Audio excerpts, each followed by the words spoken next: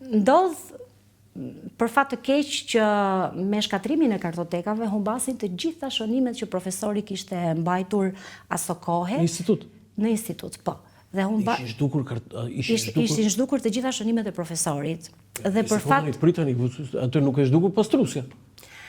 Për fat të keq, profesori nuk arriti t'i gjenti vetëm disa shënime, le themi, siç mund të mbaj çdo njeri gjatë procesit të punës, por realisht skedat, ajo që ishte puna kryesore dhe sistematike shkencore, humbi.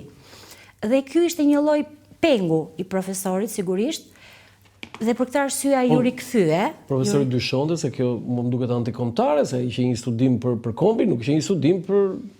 Profesori është natyrë shumë pozitive, shumë modeste, dhe besoj se së paku me mua nuk është shprehur, ose nuk ka menduar se ka ndonjë. Po ti vetë nuk dyshove, Landa? Përveç keqardhjes që humbi një punë kaq e madhe.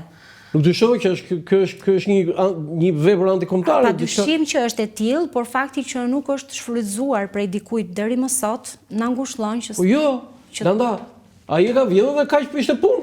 I ka prishur punë pa dyshim. Se unë nuk e quaj vjedhje intelektuale, ajo është një vjedhje për të mos u bërë studimi. Kam përshtypjen se bashkë me skedat e profesorit kanë humbur dhe shumë skedat të tjera, madje... Të profesorëve të tjerë? Të studiusve të tjerë? Pa dyshim, edhe madje edhe të leksikut të Shqipes, të kartotekës e leksikut të Shqipes, një punë shumë e madhe që ishte bërë prej dialektologëve në mënyrë veçantë. Kam informacion që aso kohë ka humbur, domethënë nuk ka humbur e gjithë kartoteka, por një pjesë e tyre është shkatruar nga një dorë e papërgjeshme që... E papërgjeshme? Nuk dim t'i vëmë emër. Kam përshtypjen që duhet të jetë një dorë e përgjeshme antikombëtare.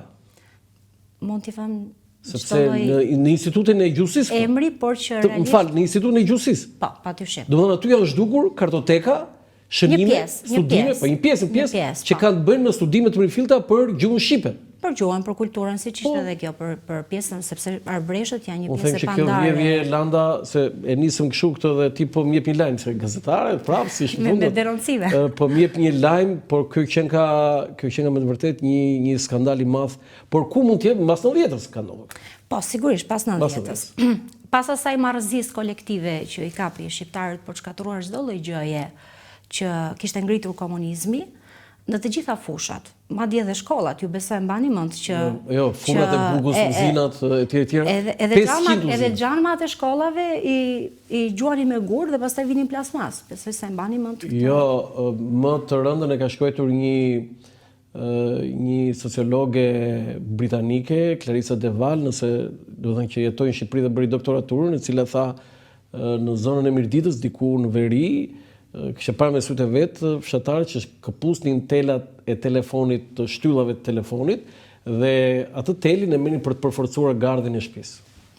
Ja, imagjinoni. E njëjta gjë ndodhi me kjo nuk është. E njëjta gjë ndodhi me sistemet e kullimit që tashmë përmbytjen me shumë gjëra të tjera që... Kjo është një dorë e fshetë antikombëtare.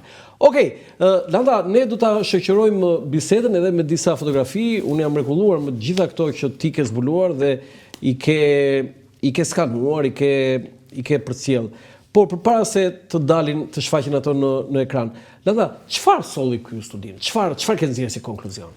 Më së pari ishte domosdoshme sepse nuk ekzistonte një libër as në ndër arbresht e Italisë, me ata që janë marrë me studime të kësaj lëmie, por as në Shqipëri nuk ekzistonte një punë që të sistematizonte nga fillesa deri më sot të gjithë historinë e shtypit arbresh.